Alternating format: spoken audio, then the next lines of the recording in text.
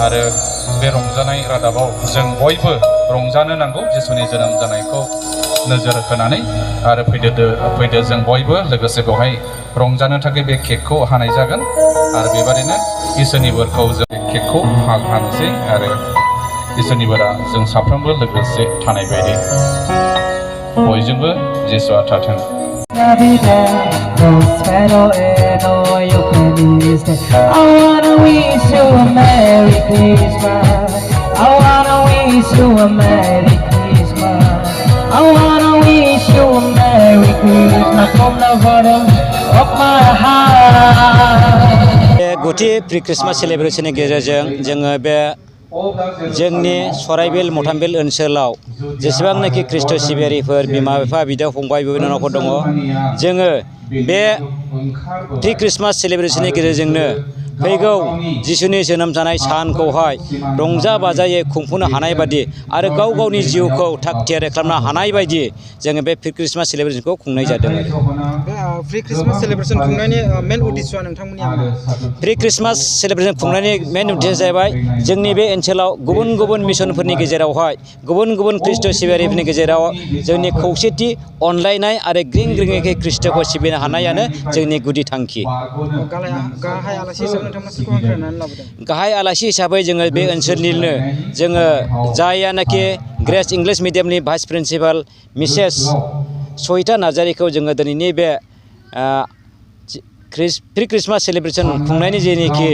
हाबाफारियावहाय जोङो गाहाय आलासि महरैहाय बिथांखौ जोङो लिंबोनाय जादों आरो गासै बुहुमाव थानाय सुबुं माहारिनो नोंथांमोना दिनैनि बे प्रि क्रिसमास सेलेब्रेशन खुंनायनि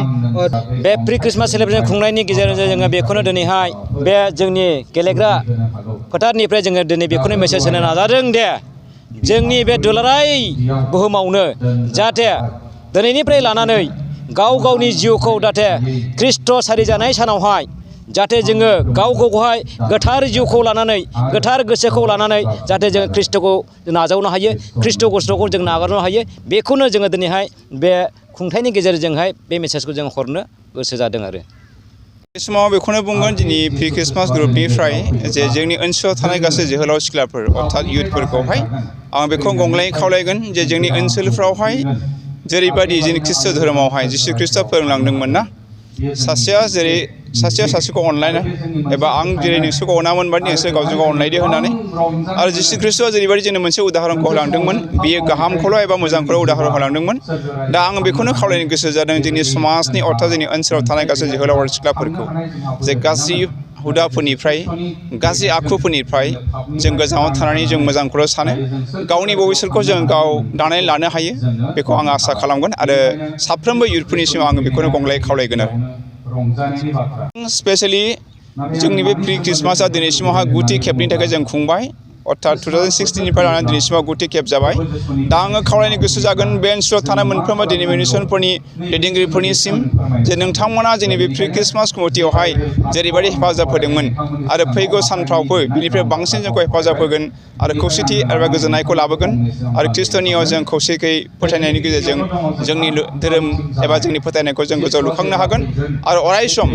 सहाय सहायता होनानै जोंखौ दैदेनफ्लायगोन आरो जोंखौ सायसन होगोन होननानै जों प्रि क्रिसमास कमिटिनिफ्राय बे समाव साफ्रोमनिसिमबो गंग्लाय खावलायनाय थाबाय आरो नोंथांमोननिसिम जोंखौ सहाय होनो थाखाय जोङो साबायखर बावहरनाय थाबाय।